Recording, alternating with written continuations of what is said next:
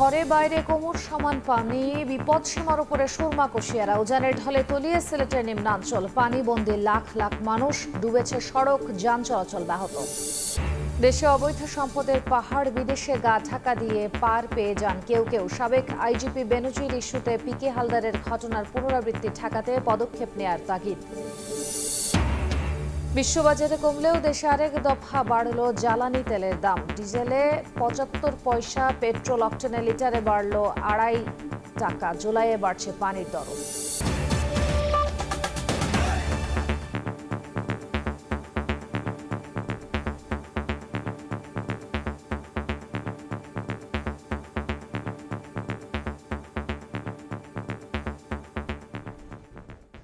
ভোরের সময়ের সঙ্গে আজকে আমি খান তাজনীন হাসান। বর্ষা আসার আগেই বিপদ সীমার উপরে বইছে সুরমা কুশিয়ারার পানি। উজান থেকে নেমে আসা পাহাড়ি ঢলে সিলেটের গোয়াইনঘাট, জৈন্তাপুর, কোম্পানিগঞ্জ, জকিগঞ্জের নিম্নাঞ্চল তলিয়ে গেছে। সড়কে পানি ওঠায় সিলেট শহরের সঙ্গে যোগাযোগ বিচ্ছিন্ন হয়ে পড়েছে গোয়াইনঘাট উপজেলার। এদিকে সুনামগঞ্জেও বাড়ছে নদ, নদী ও হাওরের পানি। ইকরামুল কবিরের রিপোর্ট। বাড়ির ভেতরে পানি, প্রিয় সন্তানকে নিয়ে বাঁচতে তাই মা ছুটে চলেছেন নিরাপদ আশ্রয়ের খোঁজে। পারাপারের একমাত্র অবলম্বন এখন নৌকা। তীব্র বেগে পাহাড়ি ঢল ঢুকছে জনপদে, তলিয়ে যাচ্ছে একের পর এক গ্রাম। সিলেটের গোয়াইনঘাট উপজেলার ১৩টি ইউনিয়নের হাওর ও নির্মাঞ্চল প্লাবিত হয়েছে। সুরমা, কুশিয়ারা, ডাউকি, সারি ও সারিগাং নদীর পানি ৫টি পয়েন্টে বিপদসীমার ১ মিটার উপর দিয়ে প্রবাহিত হচ্ছে। এছাড়া পানিতে শালুটিকর গোয়াইনঘাট সড়ক তলিয়ে যাওয়ায় যান চলাচল ব্যাহত হচ্ছে। উপজেলা সদরের সঙ্গে বিচ্ছিন্ন রয়েছে যোগাযোগ ব্যবস্থা। এদিকে এলাকার শিক্ষা প্রতিষ্ঠানগুলোতে আশ্রয় কেন্দ্র খোলার কারণে বন্ধ রাখা হয়েছে বিদ্যালয়ে পাঠদান। কোমর পানি, আঁটু পানি, গোলা পানি, মানুষ খুব বেনয়া মাঝে আছে। এখন কারিগর পানি চল করে গেছে, এখন আমরা কোনো থাকবার জায়গা নাই। মানুষ যাইরা আইরা বড় কষ্ট ওর গাড়ি লইয়া আইতে যাইতে। আমরা চাই যে এলাকাবাসী সবাই মিলিয়া এখানে একটা আশ্রয় কেন্দ্র হোক এই গ্রামের জন্য, এই এলাকার জন্য। স্কুলে যে আশ্রয় কেন্দ্রের মাঝে যাদের বাড়ি ডুবে গেছে তারা এসে পড়েছে, এজন্য আমরা চলে এসেছি। এদিকে পাহাড়ি ঢল ও ভারী বৃষ্টিপাতে সুনামগঞ্জেও বৃদ্ধি পাচ্ছে নদ নদীর পানি। এতে নদী তীর উপচে বিভিন্ন হাওরে ঢুকে পড়ছে পানি। প্লাবিত হতে শুরু করেছে নির্মাঞ্চল। আগামী ৭২ ঘন্টা এসব নদীর পানি বৃদ্ধি পেতে পারে বলে জানিয়েছে পানি উন্নয়ন বোর্ড। ইকরামুল কবির, সময় সংবাদ। ঘূর্ণিঝড় রেমালের আঘাতে ভেঙে যাওয়া খুলনার পাইকগাছার একটি বেড়িবাঁধ মাস দিয়ে মেরামতের পর টনক নড়েছে পানি উন্নয়ন বোর্ডের। স্থানীয়দের অভিযোগ, দীর্ঘদিনের দাবির পরও টেকসই করা হয়নি দেলুটি ইউনিয়নের তেলিখালি এলাকার ৫টি। ৯/৬ করে সংস্কার করায় প্রতি বছরই ঝড়, জলোচ্ছ্বাস আর উঁচু জোয়ারে ভেঙে যায়। ঘূর্ণিঝড় রেমালের তাণ্ডবে লন্ডভন্ড খুলনার উপকূল। সবচেয়ে বেশি ক্ষতিগ্রস্ত হয়েছে জেলার উপকূলীয় অঞ্চল দাক্কো, পাইকগাছা ও কয়রা। এখনও পানিবন্দী কয়েক হাজার মানুষ। অনেকে আশ্রয় নিয়েছেন রাস্তার পাশে বেড়িবাঁধের ওপর।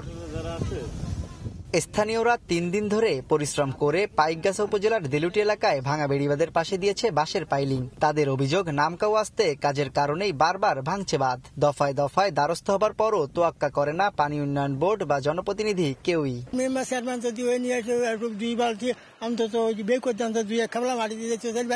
টেকসই ব্যবস্থাপনা সেই দিকে আমরা যাই না। তো সব বেঁচে গেছে আমাদের, যদি অন্তত কিছুটা বেঁচে থাকে, যে আমরা তাই নিয়ে অন্তত যা আমরা ছেলে মেয়ের মুখে যত কিছু অন্তত দিতে পারি। প্রতি বছরের ন্যায় এবারও ভেঙেছে। এবারও মানুষের এত দুর্ভোগ। পানি উন্নয়ন বোর্ডের সাফাই, নদীর গতিপথ পরিবর্তনের কারণেই বারবার ভাঙছে সব বাঁধ। নদীর স্কাউরিং হতে হতে এই পর্যায়ে আসছে। তারপরে আমি মাননীয় মন্ত্রী মহোদয়কে বলে আমি ওইখানে কিন্তু আমি জিও ব্যাগ ডাম্পিং করাচ্ছি, যাতে বাঁধটা ক্ষতিগ্রস্ত না হয়। আর এটা আমি করাচ্ছি। ঘূর্ণিঝড় রেমালের আঘাতে খুলনার ৩ উপজেলার ৮টি পয়েন্টে বাঁধ ভেঙে প্লাবিত হয় অর্ধশত গ্রাম। তানজিম আহমেদ, সময় সংবাদ, খুলনা। রেমালে ক্ষতিগ্রস্ত প্রত্যেকের ঘর বাড়ি নির্মাণ সহ স্বাভাবিক জীবন নিশ্চিত করতে যা যা করণীয় তার পুরোটুকুই করবে সরকার। উপকূলবাসীকে এমন আশ্বাস দিলেন প্রধানমন্ত্রী শেখ হাসিনা। তিনি বলেন, দুর্যোগ আসবেই, তবে তা মোকাবেলা করে টিকে থাকার শক্তি অর্জন করানোই আওয়ামী লীগ সরকারের লক্ষ্য। রেমালে ক্ষতিগ্রস্ত পটুয়াখালীর কলাপাড়া উপজেলায় দুর্গতদের মাঝে ত্রাণ বিতরণ ও বিপর্যস্ত এলাকা পরিদর্শন করেন সরকার প্রধান। সালাউদ্দিন লিয়ার ক্যামেরায় দেবাশিস রায়ের রিপোর্ট।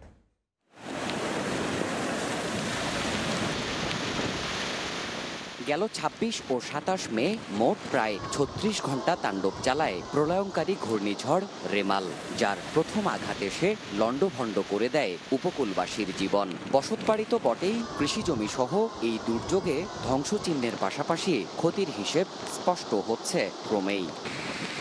দুর্গত মানুষের পাশে দাঁড়াতে এবং পরিস্থিতি সরেজমিন পরিদর্শন করতে বৃহস্পতিবার পটুয়াখালীর কলাপাড়ায় আসেন প্রধানমন্ত্রী শেখ হাসিনা। হেলিকপ্টার থেকেই তিনি অবলোকন করেন রেমালের গতিপথে কতটা বিড়ম্বনায় পড়েছেন উপকূলের মানুষ। বেলা 12:30টার পর কলাপাড়ার সরকারি মোজাহার উদ্দিন বিশ্বাস ডিগ্রি কলেজ মাঠে আসেন সরকার প্রধান। পুরো মাঠ তখন ভর্তি উপকূলের বিভিন্ন প্রান্ত থেকে ছুটে আসা দুর্যোগ কবলিত মানুষে। উপস্থিত দুর্গতদের মাঝে ত্রাণ হিসেবে চালের বস্তা তুলে দেন প্রধানমন্ত্রী।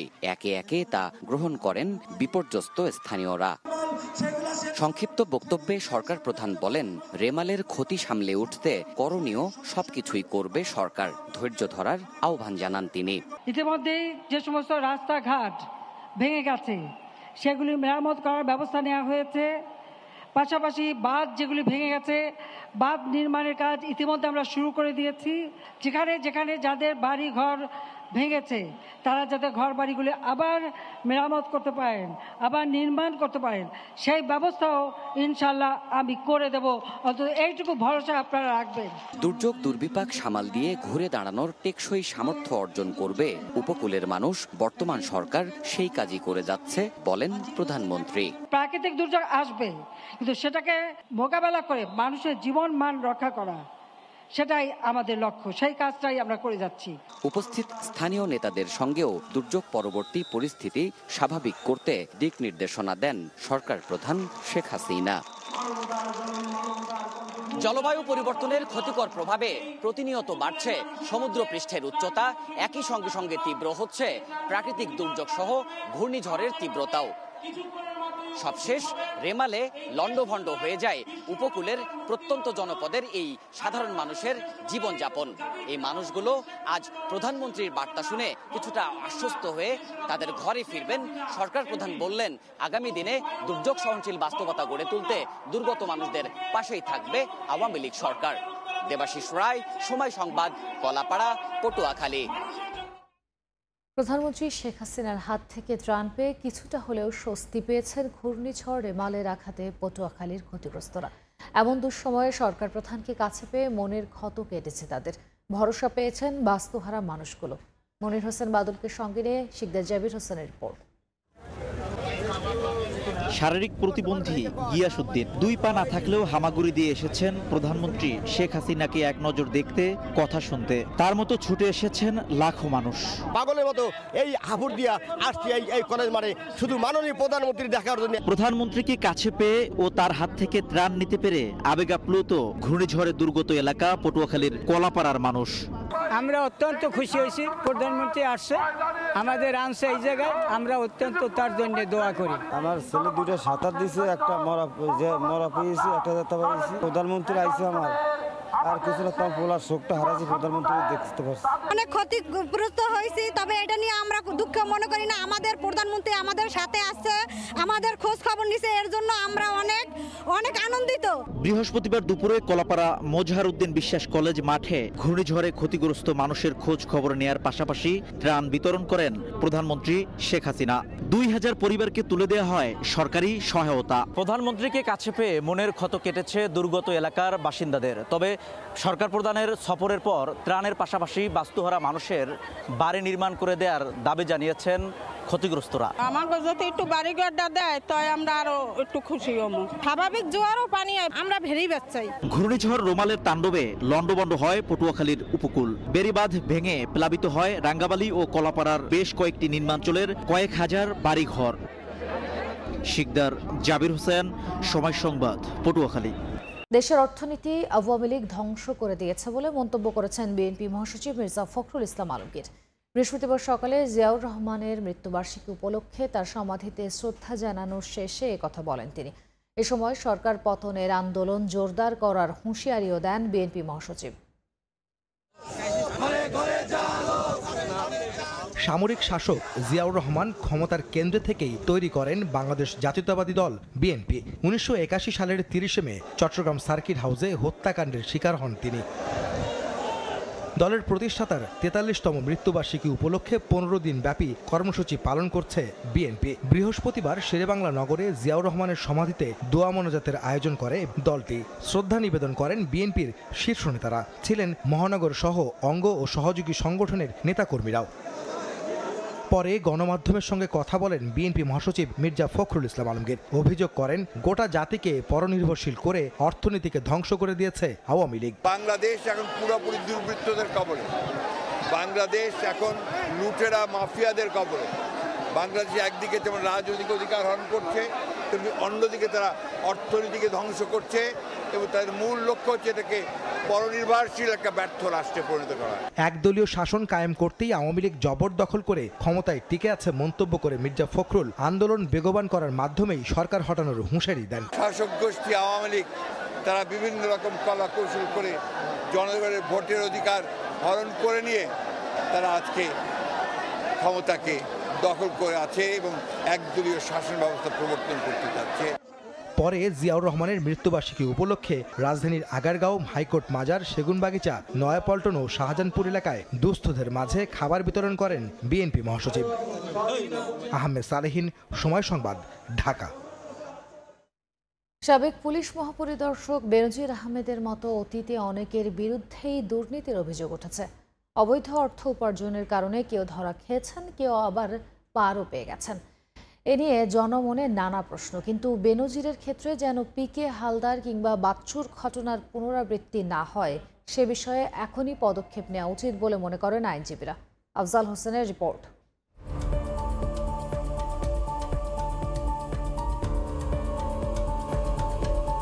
ব্যাংকপাড়ায় একসময়ের আলোচিত নাম ছিল প্রশান্ত কুমার হালদার, যিনি পিকে হালদার নামেই পরিচিত।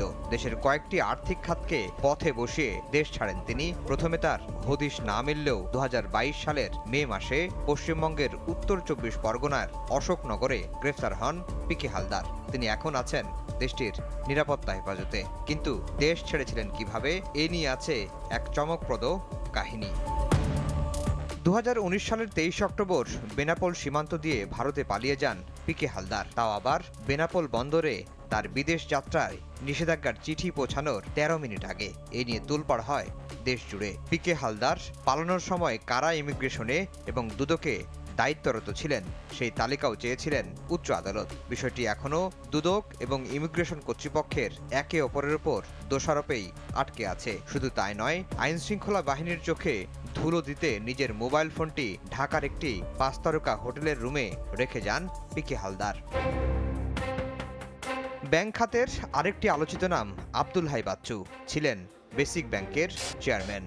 তার সময়ে প্রায় 4000 কোটি টাকার ঋণ জালিয়াতি ও আত্মসাতের ঘটনা ঘটে। এসব ঘটনায় মামলা হয় 59টি। প্রথমে কোনো মামলার আসামির তালিকায় ছিলেন না বাচ্চু, পরে সবকটি মামলাতেই তাকে অভিযুক্ত করে আদালতে চার্জশিট দাখিল করে দুদক। কিন্তু এখনো পর্যন্ত ধরাছোঁয়ার বাইরে রয়ে গেছে বাচ্চু। এমনকি বাচ্চু কোথায়, দেশে আত্মগোপনে নাকি বিদেশে পালিয়েছেন জানে না দুদক। এ সময়ের সবচেয়ে আলোচিত নাম বেনজির আহমেদ। পুলিশের সাবেক মহাপরিদর্শক বেনজির ও তার পরিবারের সম্পদের পাহাড় দেখে হতবাক সবাই। এরই মধ্যে বেনজিরের 621 বিঘা স্থাবর অস্থাবর সম্পত্তি জব্দ হয়েছে। জব্দ করা হয়েছে গুলশানের আলিশান 4টি ফ্ল্যাট ও 33টি ব্যাংক অ্যাকাউন্ট। এত সম্পদ কিভাবে গড়লেন বেনজির তা জানতে 6 জুন তলব করা হয়েছে তাকে। স্ত্রী ও সন্তানকে ডাকা হয়েছে 9 জুন। 45টি তথ্য, অভিযোগ এবং অপমানজনক বক্তব্য সন্নিবেশিত আছে। তার মধ্যে অবৈধ সম্পদ অর্জন নিয়ে গণমাধ্যমে রিপোর্টের পর নিজের ভেরিফাইড ফেসবুক পেজে দুর্নীতির সব অভিযোগ ভিত্তিহীন বলে দাবি করেন বেনজির। এরপর আর এ বিষয়ে মুখ খোলেননি তিনি, এমনকি তাকে প্রকাশ্যেও দেখা যাচ্ছে না। সম্পত্তি জব্দের পর তার আইনজীবী গণমাধ্যমে কথা বললেও গত কয়েকদিন ধরে তিনিও কথা বলতে রাজি নন। এতেই গুঞ্জন উঠেছে, বেনজির দেশে আছেন তো?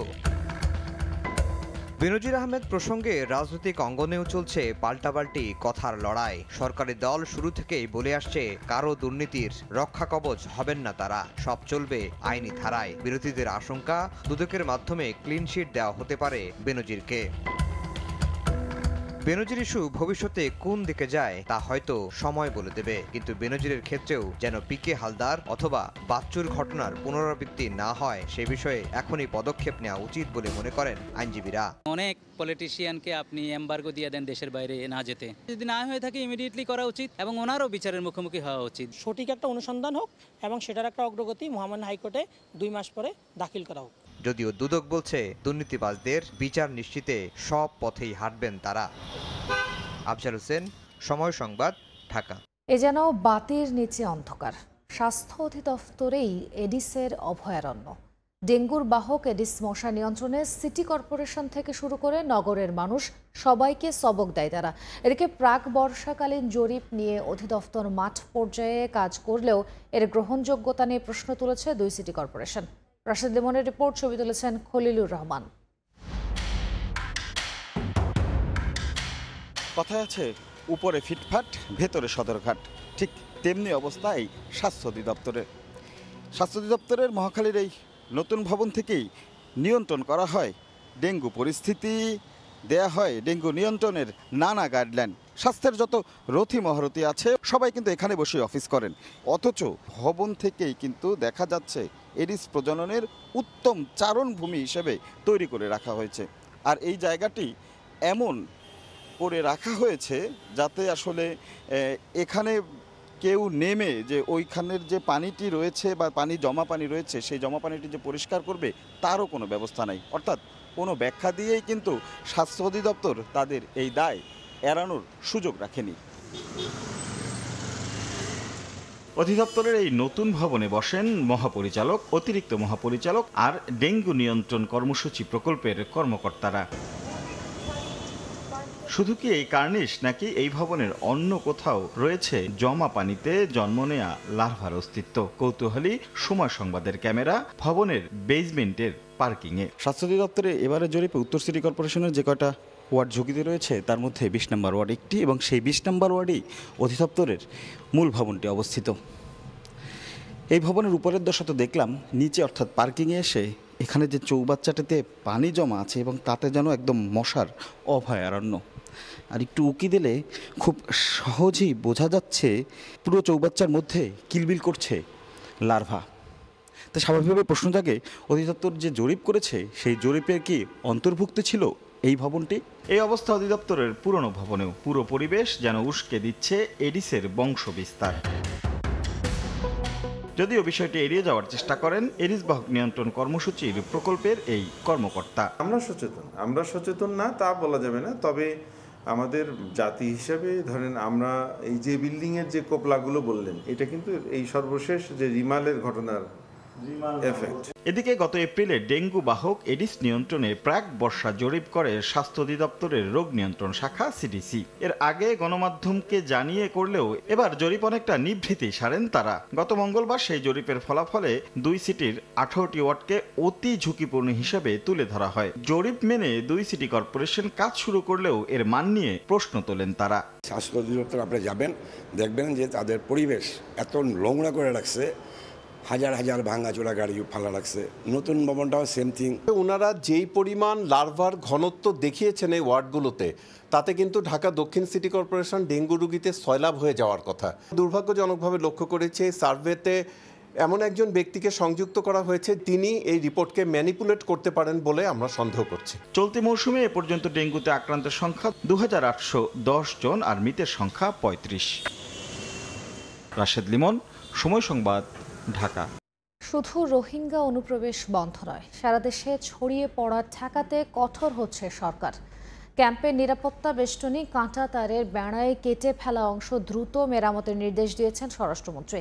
কক্সবাজারে টানা ৩ ঘণ্টা আইনশৃঙ্খলা সংক্রান্ত মতবিনিময় সভায় এই নির্দেশ দেন কর্মকর্তাদের। মোহাম্মদ ফরজের ক্যামেরায় বিস্তারিত জানাচ্ছেন সুজাউদ্দিন রুবেল। মিয়ানমারের রাখাইনে সরকারি বাহিনীর সঙ্গে দেশটির বিদ্রোহী গোষ্ঠী আরকান আর্মির তুমুল লড়াই চলছে। এতে অস্থিরতা বিরাজ করছে সীমান্তে।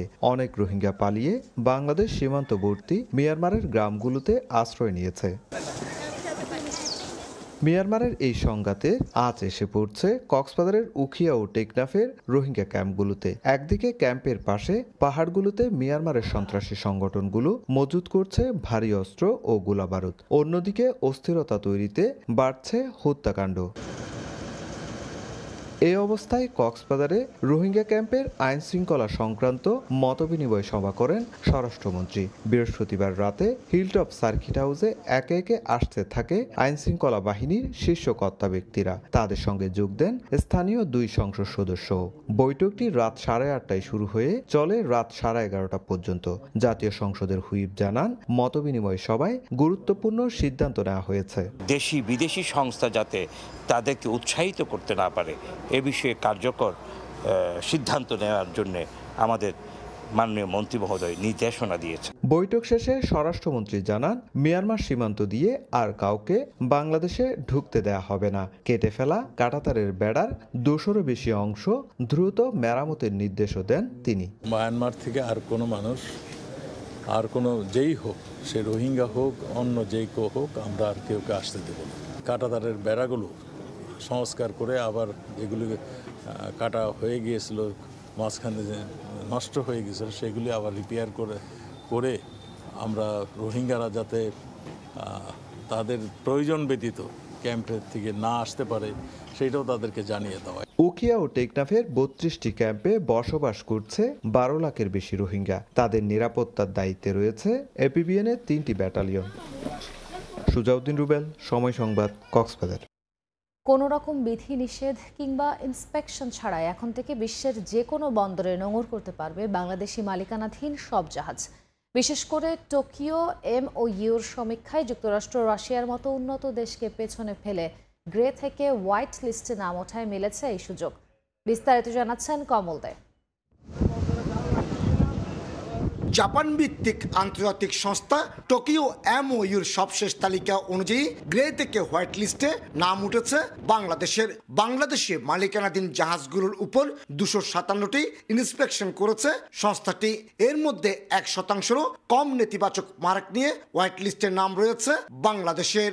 হোয়াইট লিস্টে উত্তীর্ণ হওয়া আমাদের পতাকাবাহী জাহাজগুলোর স্ট্যান্ডার্ড যে ডেভেলপ হচ্ছে সেটার পরিচয় বহন করে। অনেকগুলো দেশ যদি জাহাজগুলো গ্রে লিস্টে বা ব্ল্যাক লিস্টে থাকে তাহলে ওইসব দেশে এন্ট্রি দিতে চায় না, কিন্তু এখন যেহেতু হোয়াইট লিস্টে চলে আসছে তাইলে এই ধরনের রেস্ট্রিকশনগুলোতে আর আমাদের বাংলাদেশের জাহাজগুলো পড়বে না। মূলত এশিয়া প্যাসিফিক অঞ্চলে চলাচলরত পণ্যবাহী জাহাজের মানের পাশাপাশি সুযোগ সুবিধা যাচাই শেষে এই তালিকা তৈরি করা হয়। প্রথমে জাহাজের অগ্নি নির্বাপন ব্যবস্থা, নিরাপদ নেভিগেশন সিস্টেম এবং দূষণ প্রতিরোধে আগাম প্রস্তুতি পরীক্ষা করেই তালিকাতে স্থান দেয় আন্তর্জাতিক এই সংস্থা। বাংলাদেশি জাহাজগুলোর মেইনটেনেন্স, জাহাজগুলো পরিচালনার ক্ষেত্রে যে পরিমাণে কমপ্লায়েন্সেস আমরা মেনটেন করে গেছি, এটা আমাদের সবার কৃতিত্ব যে আমাদের মেরিন সেক্টর মেরিন ইঞ্জিনিয়াররা আপনার ওই পর্যায়ে জাহাজগুলোকে পরিচালনা করতে পেরেছে দেখে আমরা কিন্তু হোয়াইট লিস্টটাতে এসেছি। তালিকা অনুযায়ী সিয়েরা লিওন এবং মঙ্গোলিয়া সহ 4টি দেশ রয়েছে কালো তালিকায়, আর গ্রে তালিকায় রয়েছে মার্কিন যুক্তরাষ্ট্র, নেদারল্যান্ড, রাশিয়া, ভারত সহ 16টি দেশ। এছাড়া সাদা তালিকায় বাংলাদেশ ছাড়াও 35টি সদস্য রাষ্ট্র রয়েছে। আন্তর্জাতিক যে সমস্ত আইনকানুনগুলো রয়েছে সেটাকে কমপ্লায়েন্স করেই কিন্তু আমরা বন্দর এবং জাহাজ আমরা দুটোই অপারেট করছি। তো সেদিক দিয়ে আমরা বলতে চাই যে সব কিছুই হচ্ছে কারণ সরকারের সেই পলিসিগুলোর কারণে। বর্তমানে বাংলাদেশে মালিকানাধীন 99টি জাহাজ সমুদ্র পরিবহন বাণিজ্যে পণ্য পরিবহন করছে। সমুদ্রপথে পণ্য পরিবহনে বিশ্বের সব প্রতিষ্ঠিত শিপিং ব্যবসায়ীদের সাথে সমানতালে লড়াই করে যাচ্ছে বাংলাদেশের শিপিং ব্যবসায়ীরা। আর গ্রে লিস্ট থেকে হোয়াইট লিস্টে উত্তরণের ফলে বাংলাদেশি মালিকানাধীন সবগুলো জাহাজে এখন ভিড়তে পারবে বিশ্বের সব বন্দরে, আর তাতে জোয়ার আসবে বাংলাদেশের সমুদ্র বাণিজ্যে। চট্টগ্রাম বন্দর থেকে কমল দে, সময় সংবাদ। আবারও বাড়ল সব ধরনের জ্বালানি তেলের দাম। এ দফায় ডিজেল ও কেরোসিনে লিটারে 75 পয়সা এবং অকটেন ও পেট্রোলে লিটারে বাড়ানো হলো 2.5 টাকা। বৃহস্পতিবার নতুন মূল্যের প্রজ্ঞাপন জারি করে বিদ্যুৎ, জ্বালানি ও খনিজ সম্পদ মন্ত্রণালয় প্রজ্ঞাপনে জানান, বিশ্ববাজারের সঙ্গে সামঞ্জস্য রেখে ভোক্তা পর্যায়ে ডিজেল ও কেরোসিনের দাম 75 পয়সা বাড়িয়ে 107 টাকা 75 পয়সা, 2.5 টাকা বেড়ে পেট্রোল 127 টাকা এবং অকটেন 131 টাকা নির্ধারণ করা হয়েছে। সমন্বয় করা নতুন দাম 1 জুন থেকে কার্যকর হবে। তবে বিশ্ববাজারে জ্বালানি তেলের দর কিছুটা কমলেও ডলারের বিপরীতে টাকার অবমূল্যায়নের কারণে এ মূল্য সমন্বয় করতে হয়েছে বলে জানিয়েছে জ্বালানি বিভাগ। পানির জন্য হাহাকার রাজধানীর বিভিন্ন এলাকায়। প্রায় 1 মাস ধরে পানির স্বাভাবিক সরবরাহ নেই উত্তরার কয়েকটি সেক্টরে। অসহনীয় গরমের সঙ্গে পানির সংকট দুয়ে মিলে দুর্ভোগ ঠেকেছে চরমে। এদিকে সংকট না কাটিয়েই জুলাই থেকে আবারও পানির দাম 10% বাড়ানোর ঘোষণা দিয়েছে ঢাকা ওয়াসা। নুরুল আলম নয়নের ক্যামেরায় তোহা খান তামিমের রিপোর্ট। প্রায় 1 মাস ধরে ওয়াসার পানির স্বাভাবিক সরবরাহ না থাকায় এভাবেই পানির জন্য কষ্ট করছেন রাজধানীর উত্তরার বাসিন্দারা। পানির সংকট দুর্বিষহ করে তুলেছে তাদের দৈনন্দিন জীবন। উত্তরার 7 নম্বর সেক্টরে মাসখানেক ধরে পানির সমস্যা চললেও প্রকট আকার ধারণ করে গত 5 দিন ধরে। সারাদিনে 1 ফোঁটাও পানি আসে না কল দিয়ে। গভীর রাতে অল্প পরিমাণ আসলেও তা অপ্রতুল। সে পানি আবার ময়লা আর দুর্গন্ধের কারণে ব্যবহারের অনুপযোগী। কারবালার মতো অবস্থা, পানির জন্য হাহাকার। সবাই এখানে যাচ্ছে ওখানে যাচ্ছে, পানি আর কে কাকে কতটুকু দেয়। সেই রাত্রে আসে তাও ময়লা পানি। প্রতি মাসে সঠিক সময়ে ওয়াসার বিল পরিশোধ করলেও পর্যাপ্ত পানি না পাওয়ায় ক্ষোভ জানান বাসিন্দারা। এলাকার বাসিন্দারা বলছেন যে এই পানির সংকটের কারণে তারা ওয়াসা থেকে যে পানির অর্ডার করেন সেটিও 24 থেকে 48 ঘন্টা সময় লাগে এই ধরনের একটি গাড়ি আসতে। পানির বিলও আমরা দিয়ে যাচ্ছি, আবার এদিক থেকে ওয়াসা থেকে আমরা পানি কিনে ইউজ করছি। খাওয়া যাচ্ছে না, ওয়াশরুমে যাওয়া যাচ্ছে না। পানির স্তর নিচে নামায় এমন সংকট তৈরি হয়েছে জানিয়ে সেক্টর 7-এর পাম্প লাইনম্যান জানান, ঘূর্ণিঝড় রেমালের কারণে বন্ধ রাখা পাম্প পুনরায় চালু হয়েছে। ঝড় তুফান গেছে না, ঝড় তুফানে মনে করেন বিদ্যুতের জন্য ওই পাম্পটা 3 ঘন্টা, এই পাম্পটা 2 ঘন্টা, মোট 5 ঘন্টা পাম্প বন্ধ ছিল। এদিকে এমন সংকটের মধ্যেই আগামী জুলাই থেকে আবারও পানির দাম বাড়ানোর সিদ্ধান্ত নিয়েছে ঢাকা ওয়াসা। তোহা খান তামিম, সময় সংবাদ, ঢাকা। বরিশাল শের-ই-বাংলা মেডিকেল কলেজ হাসপাতালের ডেন্টাল বিভাগের চিকিৎসা সরঞ্জাম ও চেয়ার সংকটের অভিযোগে ধর্মঘট পালন করছেন ইন্টার্ন চিকিৎসকরা। এতে চরম ভোগান্তিতে পড়েছেন রোগীরা। চিকিৎসকরা জানান, দাবি না মানা পর্যন্ত আন্দোলন চালিয়ে যাবেন তারা। আর দ্রুত সমস্যা সমাধানের আশ্বাস হাসপাতাল পরিচালকের। বরিশাল শের-ই-বাংলা মেডিকেল কলেজ হাসপাতালের ডেন্টাল বিভাগের বিকল চেয়ারগুলো হাসপাতাল পরিচালককে দেখাচ্ছেন চিকিৎসকরা। কোনো চেয়ারের লাইট জ্বলে না, আবার কোনোটিতে আসে না পানি।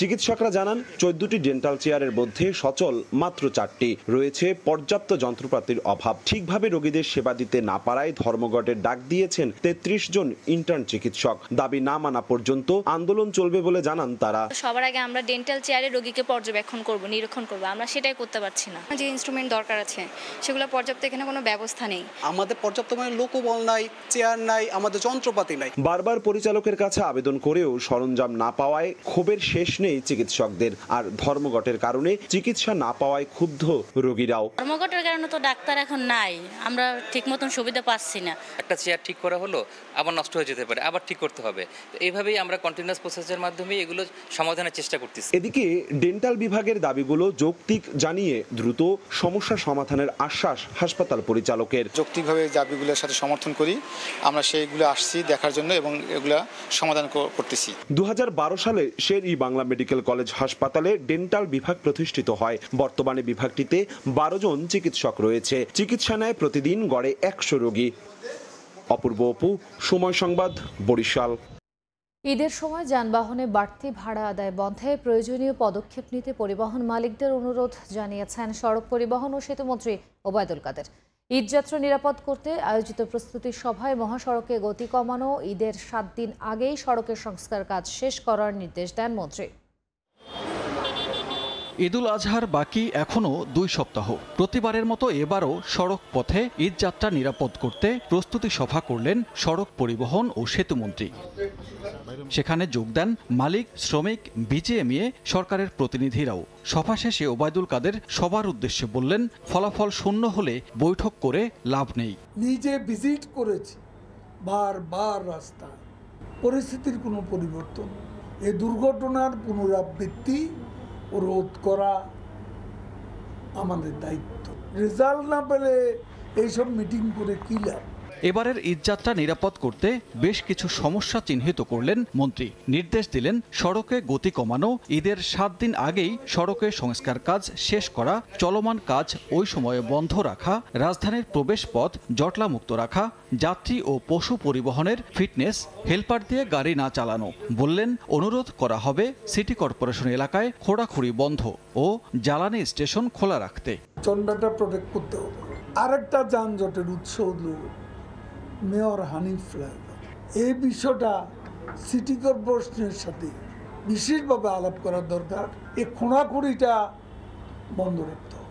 এছাড়া যাত্রীদের যাত্রাপথ নির্বিঘ্ন করার পাশাপাশি অতিরিক্ত ভাড়া যেন আদায় না করা হয় সেজন্য মালিকদেরই মনিটরিংয়ের নির্দেশ দেন মন্ত্রী। অনুরোধ করবো এই ব্যাপারটা স্ট্রিক্টলি আপনারা একটু মনিটর করবেন। সানবীর রূপল, সময় সংবাদ, ঢাকা। জুলাই মাস থেকে মূল্যস্ফীতি কমতে শুরু করবে বলে জানিয়েছেন প্রধানমন্ত্রীর বেসরকারি শিল্প ও বিনিয়োগ উপদেষ্টা সালমান এফ রহমান। তিনি বলেন, বাংলাদেশ ব্যাংক ডলারের দাম বাজারের ওপরে ছেড়ে দেয়ায় ডলার সংকট অনেকটা কেটে গেছে। এতে মূল্যস্ফীতিও কমে আসবে। দীর্ঘদিন ধরেই উচ্চ মূল্যস্ফীতির চাপে চিড়েচ্যাপ্টা সাধারণ মানুষ। সরকারের কোনো পদক্ষেপেই যখন নিয়ন্ত্রণ করা যাচ্ছে না নিত্যপণ্যের বাজার, তখন মূল্যস্ফীতি কমার সুখবর দিলেন প্রধানমন্ত্রীর বেসরকারি শিল্প ও বিনিয়োগ উপদেষ্টা সালমান এফ রহমান। বৃহস্পতিবার রাজধানীর metropolitan chamber of commerce and industry MCCI ও পলিসি এক্সচেঞ্জ PEBর যৌথ উদ্যোগে Bangladesh business climax index BBX 2023-24 প্রতিবেদন প্রকাশ অনুষ্ঠানে অংশ নেন সালমান এফ রহমান। তিনি বলেন, ডলারের দাম বাড়ার কারণেই সবকিছুর দাম বেড়ে যায়, একই সঙ্গে রিজার্ভে চাপ সৃষ্টি হয়। তবে এখন ডলারের সংকট কাটায় আগামী জুলাই থেকে কমতে শুরু করবে মূল্যস্ফীতি। ডলারের যে ক্রাইসিস ছিল অনেকটা কিন্তু এখন নিয়ন্ত্রণের মধ্যে চলে এসছে। এখনো কিন্তু মূল্যস্ফীতিটা সমস্যা আছে। আশাবাদী যে ধরেন জুলাই থেকে আমাদের কিন্তু ইনফ্লেশন কমতে শুরু হবে ইনশাআল্লাহ। পুঁজিবাজার সংস্কারে উদ্যোগ নেওয়া হচ্ছে বলেও জানান প্রধানমন্ত্রীর বেসরকারি শিল্প ও বিনিয়োগ উপদেষ্টা। সিকিউরিটি এক্সচেঞ্জ কমিশন আর বাংলাদেশ ব্যাংক সবার সাথে এবং NBR এর সাথে কথা বলা হচ্ছে। সেদিন মাননীয় প্রধানমন্ত্রীও বলেছেন যে আসলে আমাদেরকে পুঁজিবাজারকে আরো শক্তিশালী করতে হবে। এটার জন্য যা যা সংস্কার দরকার সেটা আমরা করব। অনুষ্ঠানে জানানো হয়, বিজনেস ক্লাইম্যাক্স ইন্ডেক্সের এবারের জরিপে ব্যবসা পরিবেশ সূচকে অর্জিত হয়েছে 58.75 পয়েন্ট। 2022-23 অর্থ বছরে যা ছিল 61.95 পয়েন্ট, অর্থাৎ এক বছরে ব্যবসা পরিবেশের স্কোর 3.2% কমেছে। আলতাফ হোসাইন, সময় সংবাদ, ঢাকা। 2030 সালের মধ্যে চামড়া খাতে রফতানি লক্ষ্যমাত্রা ধরা হয়েছে $10 বিলিয়ন। কিন্তু লক্ষ্য অনুযায়ী ইতিবাচক ধারায় উঠছে না রফতানির চিত্র। আসন্ন বাজেটে এ খাতের প্রবৃদ্ধি অর্জনে বরাদ্দ দেওয়ার পরামর্শ অর্থনীতিবিদদের। এ অবস্থায় রফতানি প্রণোদনা বন্ধে সরকারকে বাস্তবমুখী পদক্ষেপ নেওয়ার দাবি খাত সংশ্লিষ্টতার। রপ্তানি প্রবৃদ্ধি ত্বরান্বিত করার কৌশলগত কাঠামো হিসেবে 2019 সালে তৈরি করা হয় চামড়া খাতের রপ্তানি রূপরেখা। এতে বলা হয় 2024 সালের মধ্যে এ খাতের পণ্য রপ্তানি করে আয় করা হবে $5 বিলিয়ন বা $500 কোটি। কিন্তু ট্যানারিতে অব্যবস্থাপনা ও করোনার ধাক্কা সামলে উঠে 2030 সালের মধ্যে নতুন করে লক্ষ্য নির্ধারণ করা হয়েছে $10 বিলিয়ন। তবে গদবাঁধা এসব টার্গেটের বাস্তবতা বেশিরভাগই ফিকে। ইপিবির তথ্য, 2022-23 অর্থ বছরে এ খাতে আয় হয় $122 কোটি 36 লাখ। আর চলতি অর্থ বছরের প্রথম 10 মাসে লক্ষ্যমাত্রা $111 কোটি থাকলেও আয় হয়েছে $87 কোটি 24 লাখ, যা গত অর্থ বছরের একই সময়ে আয় হয়েছিল $106 কোটি। আগের বছরের চেয়ে চলতি বছরে আয় কমেছে $25 কোটি। এমন অবস্থায় 2026 সালে LDC গ্রাজুয়েশনের পর রপ্তানি প্রণোদনা কমানো বা বন্ধে শিল্প বান্ধব পদক্ষেপ নেওয়ার দাবি উদ্যোক্তাদের। 26 সালে যদি ওই জায়গায় পৌঁছাতে চায় আমাদেরকে আরও সময় বাড়িয়ে দিতে হবে, নাহলে উদ্যোক্তা বেঁচে থাকবে না, এক্সপোর্টটা বাড়বে না। এক্সপোর্ট বাড়াতে হলে সময় নিতে হবে, আর একটু সময় নিতে হবে। কোভিডের পরে আমরা খুব স্ট্রাগল করছি যারা আমরা ছোট এবং মাঝারি শিল্প আছি, তো সেই ক্ষেত্রে আমরা চাই যে সরকার থেকে কোনো ইনসেন্টিভ যদি দেওয়া হয়, লাইক কোনো মানে সফট লোন দেওয়া হয়, সেগুলোর ক্ষেত্রে আমার মনে হয় অনেক উপকার হয়। অর্থনীতিবিদরা বলছেন রপ্তানি পণ্য বহুমুখীকরণে আসন্ন বাজেটে বরাদ্দ দিতে হবে চামড়া শিল্পে। আমাদের এখন এই মুহূর্তে বিদেশ থেকে চামড়া আমদানি করে পাদুকা শিল্পটা চালাতে হচ্ছে, তো এই অবস্থাটা কিন্তু আসলে সহনীয় নয়। আমি মনে করি যে এই চামড়া শিল্পের জন্য একটা নতুন ধরনের কোনো ঘোষণা দরকার এই বাজেটে। বর্তমানে জিডিপিতে চামড়া খাতের অবদান 1%-এরও কম। রপ্তানির লক্ষ্য পূরণ সম্ভব হলে বিশ্বে বাংলাদেশ এ খাতে শীর্ষ 10-এ উন্নীত হবে বলে মনে করে বাণিজ্য মন্ত্রণালয়। কাজল আব্দুল্লাহ, সময় সংবাদ, ঢাকা। অর্থের অভাবে থেমে থাকবে না কৃষিকাজ। পুঁজি না থাকলে হারিয়ে যাবে না উদ্যোক্তা হওয়ার স্বপ্ন। দেশের কৃষক ও কৃষিকে এগিয়ে নিতে প্রযুক্তির মেলবন্ধনে কাজ করছে startup company iFarmer limited.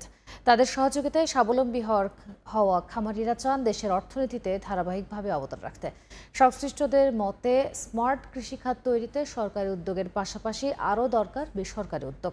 Pabna থেকে ফিরে জিন্নাতারা যশোয়ার রিপোর্ট। আঞ্জু মনোয়ারা খাতুন লাকি করোনার ধাক্কায় পরিবার নিয়ে হোঁচট খেয়ে স্বপ্ন দেখেছিলেন খামার তৈরির, তবে স্বপ্ন আছে পুঁজি নেই। সংকটে আশা ছাড়ার আগেই অর্থ সহায়তা নিয়ে হাজির হয় iFarmer নামের একটি স্টার্টআপ কোম্পানি। iFarmer-এর বর্গা পদ্ধতিতে মাত্র 2টি গরু নিয়ে যাত্রা শুরু পাবনার নাজিরপুরের এই বাসিন্দার। এই পদ্ধতিতে লাভের 60% তার, 40% পাবে iFarmer। 3 বছরের মাথায় গরুর সংখ্যা এখন 150-র বেশি। মাসে আয় লাখ লাখ টাকা। নিজে স্বাবলম্বী হয়েছেন, তৈরি করেছেন 20 থেকে 25 জন মানুষের কর্মসংস্থান। খামারে সব সময়তেই গরু থাকে, আমাদের এই বিভিন্ন পার্টি আসে। 2019 সালে যাত্রা শুরু করা iFarmer-এর কার্যক্রম চলছে দেশের 35টি জেলায়। 4% সুদ হারে আর্থিক সহায়তা দেওয়ার পাশাপাশি আধুনিক প্রযুক্তির ব্যবহারে পরামর্শ দিয়ে থাকে স্টার্টআপ কোম্পানিটি। উৎপাদনের পর বিপণনের ব্যবস্থাও করে iFarmer। অ্যাপের মাধ্যমে ছোট ছোট খামারিরা তাদের পণ্য পৌঁছে দেন স্বনামধন্য প্রতিষ্ঠানে। জানা গেল সরকারের স্মার্ট বাংলাদেশ স্মার্ট কৃষি মিশনের সঙ্গে একাত্ম হয়ে কৃষি খাতের চ্যালেঞ্জ মোকাবেলা করাই iFarmer-এর লক্ষ্য। পানি সম্পদ কর্মকর্তা নিয়ে এসে এখানে লাইভ স্টকের উপর আমরা কৃষি প্রশিক্ষণ দেই, যেখানে কৃষকরা বিভিন্ন রোগের সমস্যার সমাধান পায়। এসডিজি গোল পূরণ করা, পাশাপাশি সরকারের লক্ষ্যকে পূরণ করার জন্য আসলে iFarmer কাজ করে যাচ্ছে। স্মার্ট কৃষি তৈরিতে বেসরকারি উদ্যোক্তাদের এগিয়ে আসা জরুরি বলে মনে করছে কৃষি বিপণন অধিদপ্তর। আমরা কৃষি বিপণন বা কৃষি মন্ত্রণালয়ের 17টা অধিদপ্তর তো আছি, তারপরে iFarmer-এর মতো প্রতিষ্ঠান সারা বাংলাদেশে বিস্তীর্ণভাবে ছড়িয়ে ছিটে যাক, এটাই আমরা চাই। সেই আঞ্জু মনোয়ারা খাতুন লাকির মাধ্যমে iFarmer-এর সুফল কতটা ভোগ করছে দেশের অর্থনীতি? 1 থেকে 1.5 কোটি টাকার মতো গরু আমি সেল দিয়ে থাকি। আসলে একসময় সামান্য আর্থিক সহযোগিতার জন্য যিনি কোনো খামার তৈরি করতে পারছিলেন না, আজ তার বড় একটি খামার এবং দেশের অর্থনীতিতে ক্ষুদ্র করে হলেও তার অবদান স্বীকার করতে হবে। প্রান্তিক পর্যায়ের কৃষকদের এবং খামারিদের এমন সহযোগিতা দেয়া গেলে তারাই পরবর্তীতে দেশের অর্থনীতিতে কয়েক গুণ ফিরিয়ে দিতে পারবে, এমনটাই প্রত্যাশা করছেন সংশ্লিষ্টরা। জিন্নাতারা যশোয়া, সময় সংবাদ, পাবনা। ফরিদপুরে বাম্পার ফলন হয়েছে পেঁয়াজ বীজের। এখন চলছে ক্ষেত থেকে বীজ তুলে তা প্রক্রিয়াজাতকরণ। তবে চলতি মৌসুমে পেঁয়াজের দাম বেশি হওয়ায় উৎপাদন খরচও বেশি হয়েছে বলে জানান কৃষক। আর বাণিজ্যিক এই কৃষিকে আরও সম্প্রসারিত করতে সহযোগিতার আশ্বাস কৃষি বিভাগের। শিকদার সজলের পাঠানো তথ্য ও ছবি নিয়ে রিপোর্ট। দূর থেকে দেখে মনে হয় সাদা ফুলের গালিচা, কাছে এলে চোখে পড়ে হাজার হাজার পেঁয়াজ ফুল।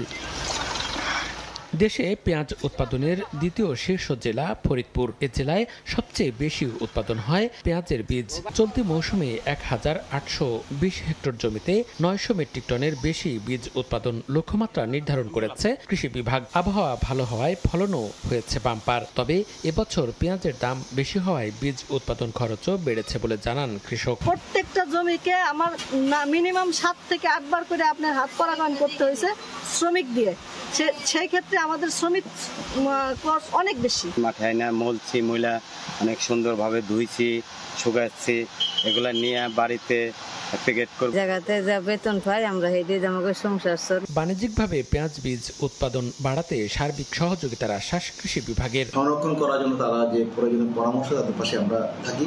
আমাদের যেটা উদ্দেশ্য যে আমাদের এই ফরিদপুর জেলার গুণগত মানসম্পন্ন উন্নত বীজ সারা বাংলাদেশে একটা বিশেষ অবস্থানে থাকবে। কৃষি বিভাগের তথ্য মতে চলতি বছর পেঁয়াজ বীজের বাণিজ্য হবে অন্তত 300 কোটি টাকা।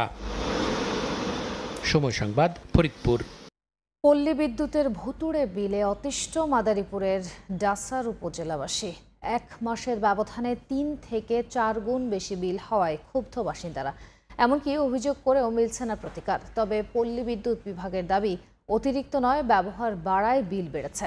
সাধু তাকনের ছবিতে সঞ্জয় কর্মকার অভিজিতের রিপোর্ট।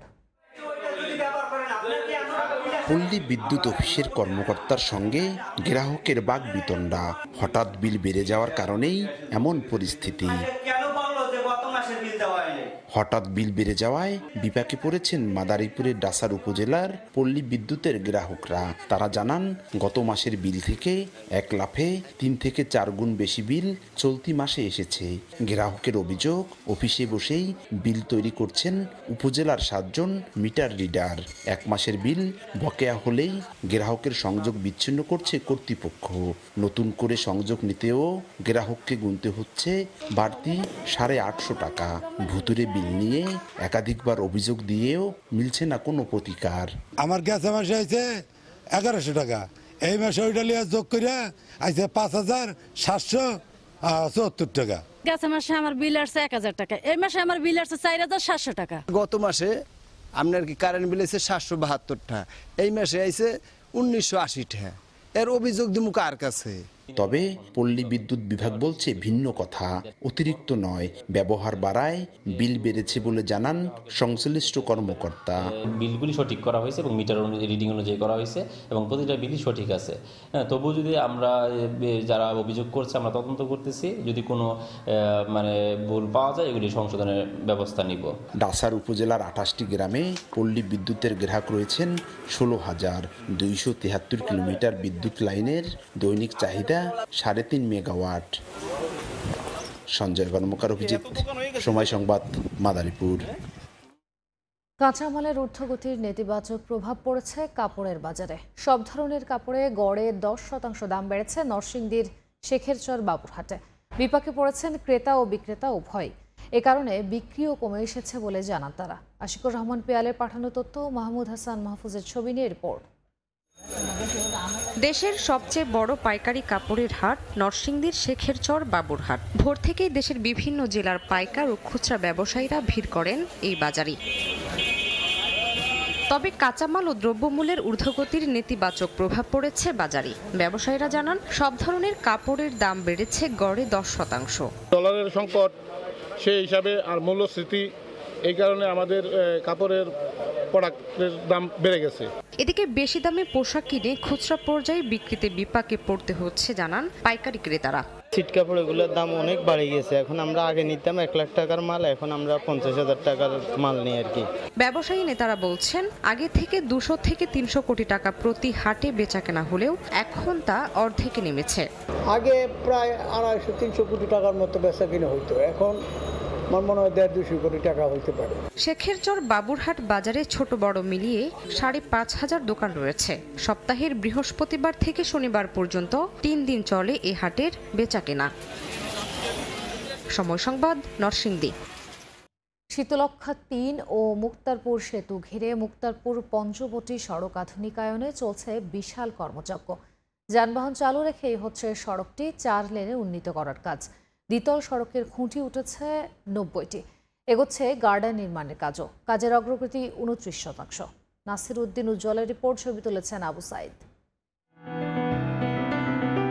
মুন্সিগঞ্জ জেলা শহরের সঙ্গে রাজধানীর সহজ যোগাযোগ পঞ্চবটি মুক্তারপুর সড়ক আধুনিকায়নে পঞ্চবটি মোড় থেকে 6 লেনে 310 মিটার করে ফতুল্লা ও নারায়ণগঞ্জ 2 দিকে প্রসারিত হচ্ছে।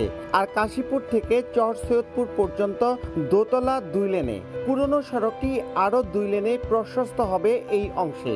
শীতলক্ষ্যা 3 সেতুর গোল চত্বর থেকে মুক্তারপুর সেতু পর্যন্ত 3.75 কিলোমিটার সড়ক সরাসরি 4 লেনের। 27 গার্ডার নির্মাণের পর চলছে সক্ষমতার পরীক্ষা। খুঁটির উপর পাশাপাশি 30 মিটার দীর্ঘ 6টি করে গার্ডার বসবে। এরপরই স্থাপন করা হবে ডেস্ক স্ল্যাব। এরপরে প্রক্রিয়া হচ্ছে আমরা লিফটিং করব, তারপরে ডেস্ক স্ল্যাব করে আমরা পরবর্তী স্টেপে অগ্রসর হব। লোকেশন শিফট করতে হচ্ছে, রিডিজাইনের প্রশ্ন চলে আসতেছে, রিডিজাইন করে আমাদেরকে আগাইতে হচ্ছে, স্টেপ বাই স্টেপ আগাইতে হচ্ছে, যার ফলে একটু দেরি হচ্ছে। কাশীপুর থেকে পঞ্চবটি পর্যন্ত 3.5 কিলোমিটার অংশে 158টি পিয়ার স্থাপনের কাজ চলছে।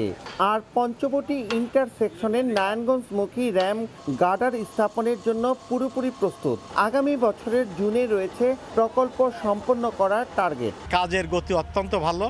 আমরা আশাবাদী আমাদের যে নির্দিষ্ট সময় আছে, নির্দিষ্ট সময়ের মধ্যে প্রজেক্টটা শেষ করব। 2242 কোটি 77 লাখ টাকার এই প্রকল্পের অগ্রগতি 29%। এরই মধ্যে 90টি খুঁটি উঠে গেছে, তাই এখন চলছে গার্ডার স্থাপনের প্রস্তুতি। নারায়ণগঞ্জের চর সৈয়দপুর থেকে নাসির উদ্দিন উজ্জ্বল, সময় সংবাদ। আবারও নদ নদীর পানি বৃদ্ধির খবর। উজানের ঢলে সুনামগঞ্জে সুরমা, জাদুকাটা, রক্তি, বোলাই, চলতি, খাসিয়ামারা সহ সব নদ নদী ও হাওরের পানি বাড়ছে। সবশেষ খবর জানাতে সুনামগঞ্জের বিশম্ভরপুরে আছেন রিপোর্টার হিমাদ্রি শেখর ভদ্র। চলে যাচ্ছি তার কাছে। আমি আছি সুনামগঞ্জের বিশম্ভরপুরের গজারিয়া খাল এলাকায়। এই এলাকা দিয়ে পাহাড়ি ঢল প্রবাহিত হচ্ছে। এই সুরমা নদী থেকে পাহাড়ি ঢল এই গজারিয়া নদী দিয়ে খরচার হওয়ার সহ বিভিন্ন হাওরে প্রবাহিত হচ্ছে। আমরা গতকালকে বৃষ্টিপাত কম হওয়ার কারণে এখনো পরিস্থিতি অনেকটা স্থিতিশীল রয়েছে বলা যায়, কারণ গতকালকে এক ফোঁটাও বৃষ্টিপাত হয়নি। তাই এখন পর্যন্ত যে ঢলের গতিবেগ বা যে স্রোতের গতিবেগ সেটা এখনো একই অবস্থায় রয়েছে। আমরা কথা বলেছিলাম এখানকার পানি উন্নয়ন বোর্ডের সাথে, তারা জানিয়েছে যে এখন পর্যন্ত পানির বৃদ্ধির হার সেটা অনেকটা স্থিতিশীল অবস্থায় রয়েছে, কারণ রাতে বৃষ্টিপাত না হওয়ার কারণে এখানকার যে নদীর পানি প্রবাহ সেটা আর বাড়েনি। এখন অনেকটা স্থিতিশীল অবস্থায় আছে, অর্থাৎ যা আছে তাই আছে, এতটুকু পরিবর্তন হয়নি। আমরা কথা বলেছিলাম এখানকার লোকজনের সাথে, তারা জানিয়েছেন যে এই হাওরগুলি এখন কানায় কানায় পরিপূর্ণ হয়ে গেছে এবং এই কানায় কানায় পরিপূর্ণ হাওরগুলি যখন ওভারফ্লো হবে তখনই বন্যার সৃষ্টি হবে এবং মানুষের দুর্ভোগ বাড়বে। আসলে সুনামগঞ্জে আপনি জানেন যে ছোট বড় 137টির মতো হাওর রয়েছে, এতে প্রায় 5 লক্ষ হেক্টর জমি রয়েছে এবং সেই জমিগুলি যখন পানিতে কানায় কানায় ভরে উঠবে তখনই ওভারফ্লোর সম্ভাবনা দেখা দিবে। আসলে হাওরগুলি এখন পর্যন্ত অনেকটা পানি ধারণ ক্ষমতা অনেক রয়ে গিয়েছে, সেজন্য এখনো যে বন্যা পরিস্থিতি সেটা সৃষ্টি হয়নি। আমরা কথা বলেছিলাম লোকজনের সাথে, তারা জানিয়েছেন যে হাওরগুলি আরো 3 থেকে 5 দিন পানি ধারণ করতে পারবে। সেই ধারণ ক্ষমতার পরে যখন ধারণ ক্ষমতা শেষ হয়ে যাবে তখনই ওভারফ্লোর ঘটনাটা ঘটবে এবং নিম্নাঞ্চলে বাড়ি ঘরে পানি উঠবে। আপনারা দেখতে পাচ্ছেন যে এই সুরমা নদীর পানি বিভিন্ন খাল বিল দিয়ে এই হাওরে প্রবেশ করে এবং আমি যদি সিলেটের পানির গতিবেগ বলি সেটা হলো সিলেটের পানি প্রথমে ছাতক হয়ে তারপরে সুরমা নদী দোয়ারা বাজার দিয়ে সুনামগঞ্জ সদরে আসে, সুনামগঞ্জ সদরের পানি জামালগঞ্জ হয়ে সেটা ধনু নদীতে যায় এবং ধনু নদী থেকে সেটা মেঘনা নদীতে প্রবাহিত হয়। সেই হিসেবে যে সুনামগঞ্জে যে পানি প্রবাহের যে হিসাবটা, সেই হিসাবটা হলো আসাম এবং সিলেটে যে পরিমাণ পানি হবে সেই পানি প্রবাহের একমাত্র চ্যানেল হলো সুনামগঞ্জ এবং সেই সুনামগঞ্জে সুরমা নদী দিয়ে সেটা ধনু নদী হয়ে ভৈরবে যায়, ভৈরবের মেঘনা নদীতে যায় এবং এটার কিছু অংশ ইটনা মিঠামুইয়ের যে অলয়দা সড়ক আছে এর বিভিন্ন কালভার্ট বা খাল বিল দিয়ে ওটা অন্য জায়গায় ছড়িয়ে ছিটিয়ে যায়। কিন্তু এই ইটনা এবং মিঠামুইনের অলয়দা সড়ক যেটা তৈরি করেছে সেটার কারণে পানির যে স্বাভাবিক প্রবাহ সেটা বিঘ্নিত হচ্ছে। আপনারা দেখতে পাচ্ছেন যে এই যে স্রোতের পরিমাণ বা পাহাড়ি ঢলের পরিমাণ, সেই পাহাড়ি ঢলটা কিন্তু এখন পর্যন্ত গতকালকে আমরা যেভাবে দেখছিলাম সেইভাবে রয়েছে। আসলে এটার কোনো পরিবর্তন হয়নি। বৃষ্টিপাত না হলেও এই অবস্থার কোনো পরিবর্তন না হওয়ার কারণে এই এখন পর্যন্ত পরিস্থিতি অপরিবর্তিত রয়েছে। পাশাপাশি আজকে সুন্দর আবহাওয়া বিরাজ করছে, এখন পর্যন্ত রোদ না উঠলেও বৃষ্টিপাত হয়নি, ঝড় বৃষ্টি হয়নি, সেজন্য অনেকটা স্বাভাবিক পরিবেশের মতো বিরাজ করছে। তো এই ছিল সুনামগঞ্জের বিশম্বরপুরে পাহাড়ি ঢলের সবশেষ খবর। সুনামগঞ্জ থেকে সরাসরি যুক্ত হয়েছিলেন সহকর্মী হিমাদ্রি শেখর ভদ্র। রেমালের তাণ্ডবে 4 দিন পেরিয়ে গেলেও এখনও স্বাভাবিক হয়নি ক্ষতিগ্রস্ত অনেক এলাকা। সুপেয় পানির তীব্র সংকটে দুর্যোগ কবলিতরা। বসতঘর হারিয়ে খোলা আকাশের নিচে মানবেতর জীবনযাপন করছেন শত শত পরিবার। স্বাভাবিক হয়নি বিদ্যুৎ সংযোগ। ভোলার বোরহানুদ্দিনের দরুন গ্রামের জেলে শহীদুল ইসলামের টিনের ঘরটি ঘূর্ণিঝড় রেমালের তাণ্ডবে দুমড়ে মুচড়ে গেছে। বিধ্বস্ত ভিটার উপর ৩ সন্তান ও স্ত্রী নিয়ে দিন কাটছে শহীদুলের। রাতে আশ্রয় নেয় পাশের ভাইয়ের ঘরে, প্রতিবেশীদের দেয়া খাবারে কাটছে দিন। স্থানীয় ইউনিয়ন পরিষদ থেকে খাদ্য সামগ্রী দিলেও চুলার অভাবে রান্না করার উপায় নেই। এমন অবস্থার জেলার ঘরহারা অধিকাংশ পরিবারের। ঘর ঝড়ে ভেঙে লয়ে গেছে, আমরা চাচা ঘরে থাকি। জ্বর গেছে 3 দিন কিছু করতে পারিনি অন্তমে তো। সরকারি বা কারো সহযোগিতা ছাড়া আমাদের ওঠানো সম্ভব না। এদিকে পিরোজপুরেও স্বাভাবিক হয়নি রেমালের তাণ্ডবে ক্ষতিগ্রস্ত অধিকাংশ এলাকা। এখনো পানিতে তলিয়ে আছে নিম্নাঞ্চলগুলো। সুপেয় পানির তীব্র সংকটে দুর্যোগ কবলিতরা। স্বাভাবিক হয়নি বিদ্যুৎ সংযোগও। আজকে 5 দিন ধরে আমাদের খাবার পানি নেই। বিদ্যুৎ বিভাগে বলছে আইজ আসে কাইলে আসে এরকম বলতে আছে, কিন্তু আসে দেখিয়ে যায় ঠিক মতো খেয়াল করে না। জেলায় ৭,৮৮৬ হেক্টর ফসলি জমির ক্ষতি হয়েছে। প্লাবিত হয়েছে 10,000-এর বেশি মাছের ঘের। বিধ্বস্ত হয়েছে 7,000-এর বেশি ঘরবাড়ি। সর্দার মোহাম্মদ আরিফ, সময় সংবাদ। ঘূর্ণিঝড় রেমালের আঘাতে ব্রিজ ভেঙে যাওয়ায় চলাচলে ভোগান্তি পোহাচ্ছেন গোপালগঞ্জের 2 উপজেলার লক্ষাধিক মানুষ। নতুন ব্রিজ নির্মাণের দাবি এলাকাবাসীর। দ্রুত ব্রিজ মেরামতের বিষয়ে ঊর্ধ্বতন কর্তৃপক্ষকে জানানো হয়েছে বলছেন উপজেলা নির্বাহী কর্মকর্তা। আর সাময়িকভাবে বিকল্প উপায়ে যানবাহন চলাচলের ব্যবস্থা করে দেওয়ার আশ্বাস নির্বাহী প্রকৌশলীর। HM মানিকের ক্যামেরায় জয়ন্ত শিরালির রিপোর্ট। ঘূর্ণিঝড় রেমালের প্রভাবে গত 27 মে জোয়ারের পানির তোড়ে ভেঙে যায় এই ব্রিজটি। গোপালগঞ্জ সদর উপজেলার বেদগ্রাম বর্ণী সড়কের সিলনা এলাকার শিরখালে নির্মিত ব্রিজটি টুঙ্গিপাড়ার একাংশকে সংযুক্ত করেছে জেলা শহরের সঙ্গে। সড়কটি দিয়ে টুঙ্গিপাড়ায় প্রায় 50,000 মানুষ জেলা শহরে এবং সদর উপজেলার 50,000-এরও বেশি মানুষ টুঙ্গিপাড়া সহ বিভিন্ন এলাকায় যাতায়াত করেন। হঠাৎ বৃষ্টির এমন বেহাল দশায় চরম ভোগান্তিতে যানবাহন চালক ও এলাকাবাসী। মানুষ অত্যন্ত ঝুঁকি নিয়ে চলাফেরা করছে, আর না গেলেও নয়। আসতে পারতেছি না, গাড়ি ঘোড়া যাতে পারতেছি না। ছেলেবেলে নিয়ে যাদের খবর সমস্যা আছে, স্কুল সব কলেজে বন্ধ। এটা আমাকে মেইন রোড, এই রোডের জন্য যে গাড়ি ঘোড়া সব বন্ধ। ব্রিজটি দ্রুত মেরামতের বিষয়ে ঊর্ধ্বতন কর্তৃপক্ষকে জানানো হয়েছে বলছেন উপজেলা নির্বাহী কর্মকর্তা। আর আপাতত বিকল্প উপায়ে যানবাহন চলাচলের ব্যবস্থা করে দেওয়ার আশ্বাস নির্বাহী প্রকৌশলীর। জনদুর্ভোগের কথা ইতিমধ্যে আমরা সরেজমিনে পরিদর্শন করে ঊর্ধ্বতন কর্তৃপক্ষের দৃষ্টি আকর্ষণ করেছি। নিশ্চয়ই ঊর্ধ্বতন কর্তৃপক্ষ যথাশীঘ্র এই সুরাহার জন্য ব্যবস্থা গ্রহণ করবে। বেইলি ব্রিজ অথবা টেম্পোরারি আমরা ব্যাম্বো ব্রিজ করে দিব, যাতে মানুষ সহ হালকা যানবাহন চলাফেরা করতে পারে। 20 লাখ টাকা ব্যয়ে 69 ফুট দৈর্ঘ্য ও 12 ফুট প্রস্থের ব্রিজটি 1994 সালে নির্মাণ করা হয়। 2023 সালে 13 লাখ টাকা ব্যয়ে মেরামত করা হয়। সময় সংবাদ, গোপালগঞ্জ। বাগেরহাটে রেমালের তাণ্ডবে ক্ষতিগ্রস্ত সহস্রাধিক পরিবারের মাঝে ত্রাণ সহায়তা দেওয়া হয়েছে। গতকাল দুপুরে মোংলা চাঁদপাড়া ইউনিয়ন পরিষদ চত্বরে 1000 পরিবারকে খাদ্য সামগ্রী দেওয়া হয়। এতে প্রধান অতিথি ছিলেন বাগেরহাট 3 আসনের সংসদ সদস্য বেগম হাবিবুন নাহার। পাশাপাশি রামপালের আরও 1,500 পরিবারের মাঝে ত্রাণ সহায়তা দেওয়ার কথা জানিয়েছে দেশের শীর্ষস্থানীয় শিল্প প্রতিষ্ঠান বসুন্ধরা গ্রুপের প্রতিনিধিরা।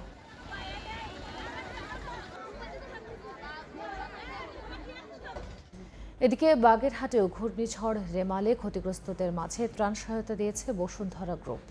বৃহস্পতিবার বিকেলে রামপাল উপজেলার মল্লিকের বেড় ইউনিয়ন পরিষদ চত্বরে জড়ো হন ক্ষতিগ্রস্তরা। এ সময় 1,500 অসহায় পরিবারের মাঝে এ সহায়তা তুলে দেয় শিল্প প্রতিষ্ঠানটির প্রতিনিধিরা। সহায়তার মধ্যে রয়েছে চাল, ডাল, তেল, চিনি সহ কয়েক প্রকার খাদ্যদ্রব্য। এ সময় বাগেরহাট 3 আসনের সংসদ সদস্য বেগম হাবিবুন নাহার, বসুন্ধরা গ্রুপের ঊর্ধ্বতন কর্মকর্তারা উপস্থিত ছিলেন।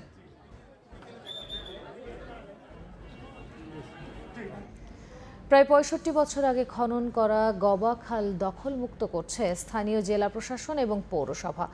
শহরের শেখের ভিটা থেকে শুরু হওয়া 12 কিলোমিটার দৈর্ঘ্য 30 ফুট প্রস্থ খালটির 2 পাশে দখলমুক্ত করা হচ্ছে। এ বিষয়ে বিস্তারিত জানাতে সেখানে আছেন রিপোর্টার জাহাঙ্গীর আলম। চলে যাচ্ছি তার কাছে। জামালপুর শহরের পানি নিষ্কাশনের একমাত্র গবাখালী খালটি আজকে উদ্ধারের অভিযান চলছে।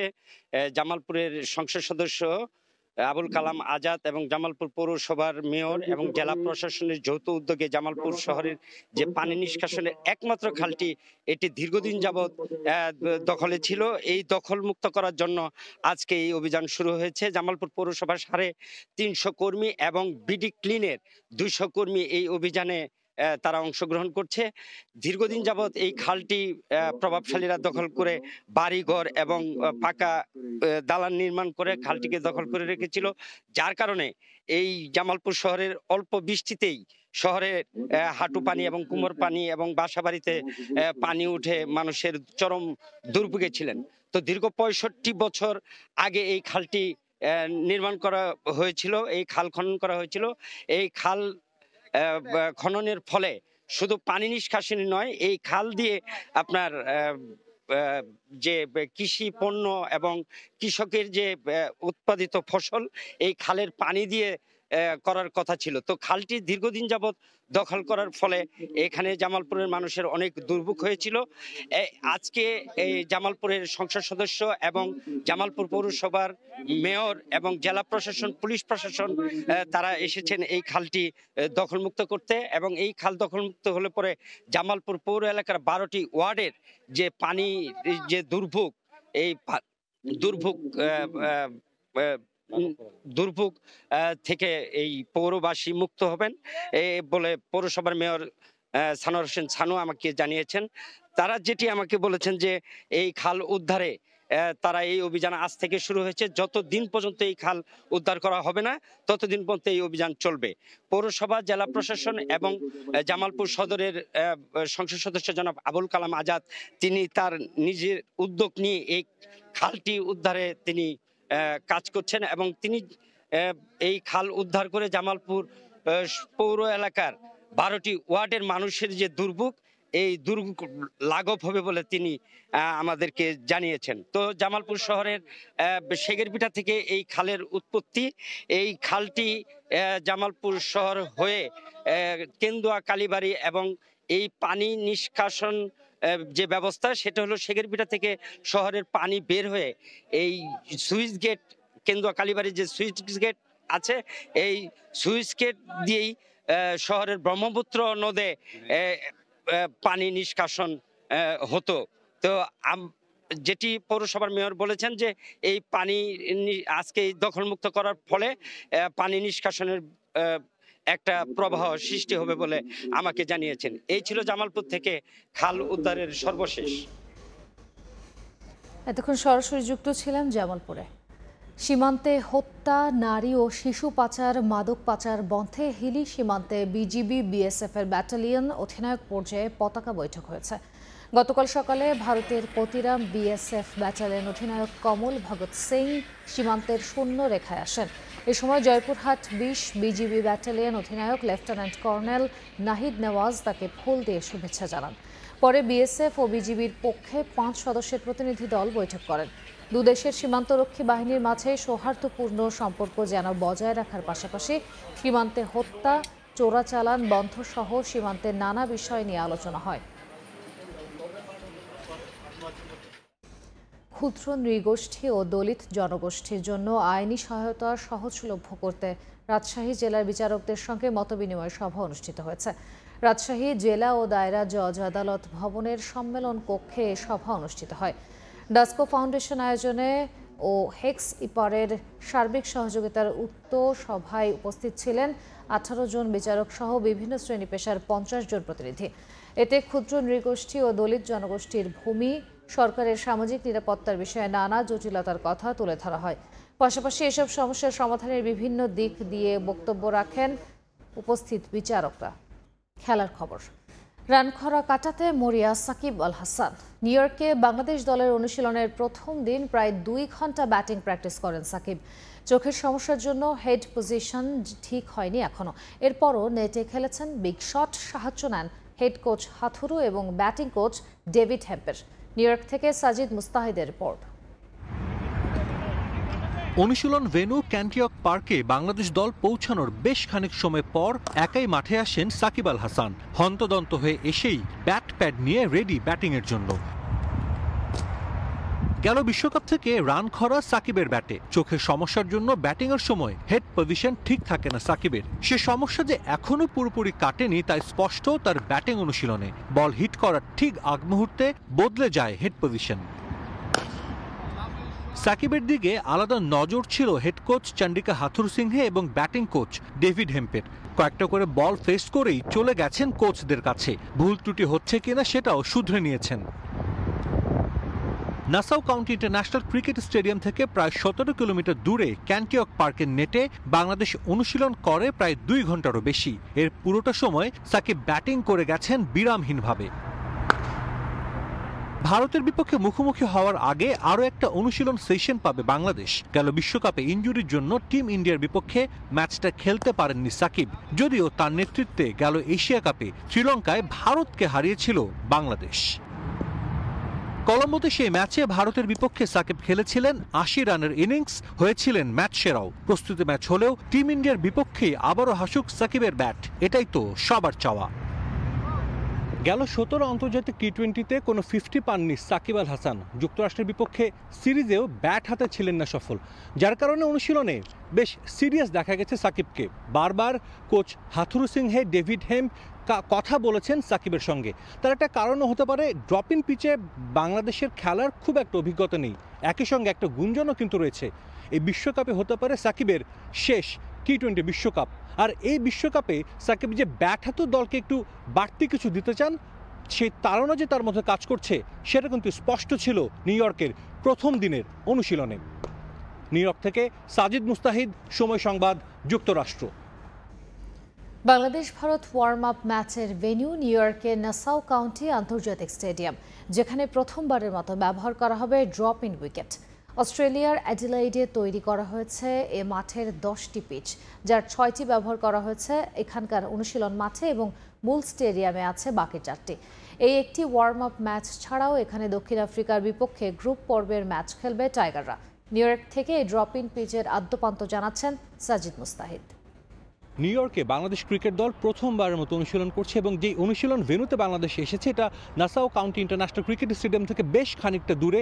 গতকাল এখানে কিন্তু বৃষ্টি হয়েছিল, মাঠ আমরা এখানে আসার পরও দেখেছি বেশ কিছুটা ভেজা ছিল। এর মধ্যে কিন্তু বাংলাদেশ দল নির্ধারিত সময় প্রায় বেশ কয়েক ঘন্টা পরে অনুশীলন করেছে। তবে নিশ্চিতভাবেই সবার আগ্রহের কেন্দ্রে কিন্তু থাকবে যে বাংলাদেশ যে মাঠে খেলবে, একটা টেম্পোরারি মাঠ তৈরি করা হয়েছে কিছুদিন আগে, সেই মাঠে বাংলাদেশ খেলবে। এবং তার চেয়ে বেশি যে ইম্পর্টেন্ট যে বিষয়টা, বাংলাদেশ খেলবে ড্রপ ইন পিচে।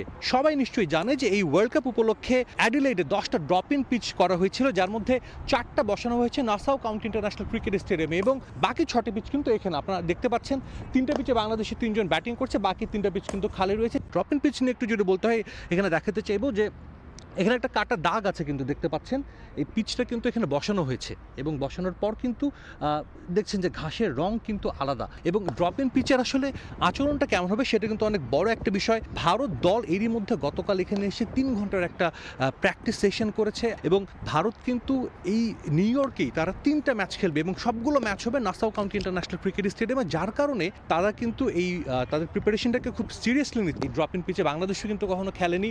যে 10টি পিচ আনা হয়েছে অ্যাডিলেড থেকে, সেগুলো ফ্লোরিডা এসেছিল এবং 1200 মাইল দূর থেকে এই পিচগুলো এনে এখানে বসানো হয়েছে। গতকাল যেহেতু বৃষ্টি হয়েছিল পিচগুলোতে কিন্তু বাউন্স ছিল আনইভেন, তবে আজ যেহেতু রোদ উঠেছে, সুন্দর পরিবেশ, সুন্দর আবহাওয়া, সুন্দর আজ কিন্তু আমরা দেখছি ঠিকমতো বল ব্যাটে আসছে এবং স্পিনাররা বোলিং করছে, পেসাররা পাশের মাঠে আছে। বাংলাদেশ দল এখানে আগামীকাল অনুশীলন করবে, এরপর কিন্তু 1 তারিখ ভারতের বিপক্ষে ম্যাচ, এরপর আবার ডালাস যাবে, তারপর আবারও কিন্তু এখানে বাংলাদেশ ম্যাচ খেলবে। সো এখন পর্যন্ত বলা যায় বাংলাদেশ দল বেশ ভালো মতো এই ড্রপ ইন পিচের সঙ্গে মানিয়ে নিয়েছে।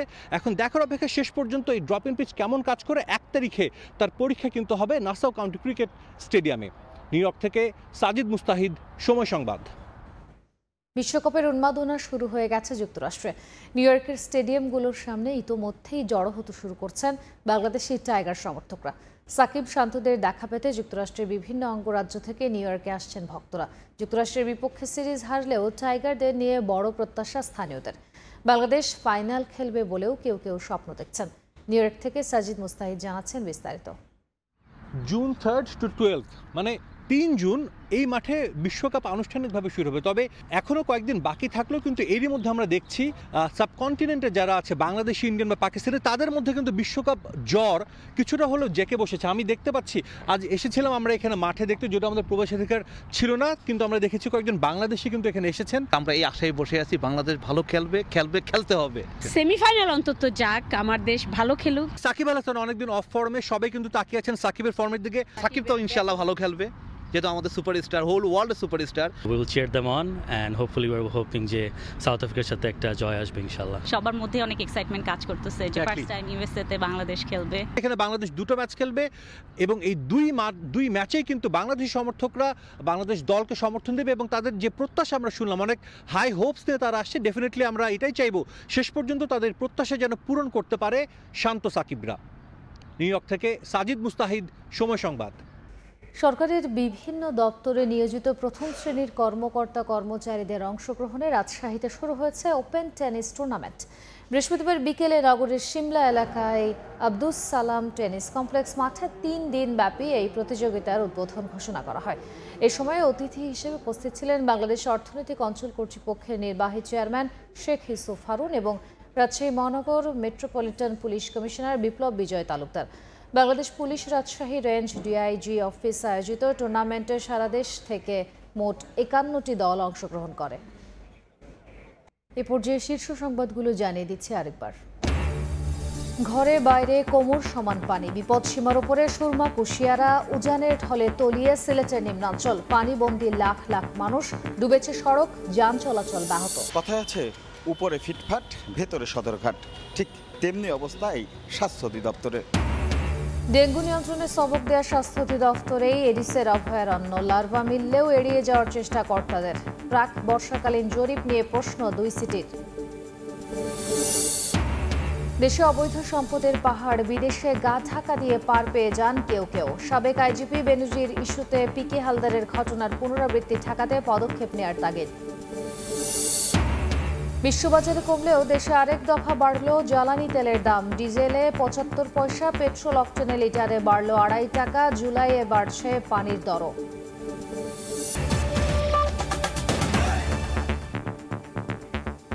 এই ছিল ভোরের সময়। এরপর দেখবেন সকালের সময়, সঙ্গে থাকবেন কনক আজাদ। ধন্যবাদ তাজনিন। সকালের সময় নিয়ে ফিরছে কিছুক্ষণ পর, সঙ্গে থাকুন সময়।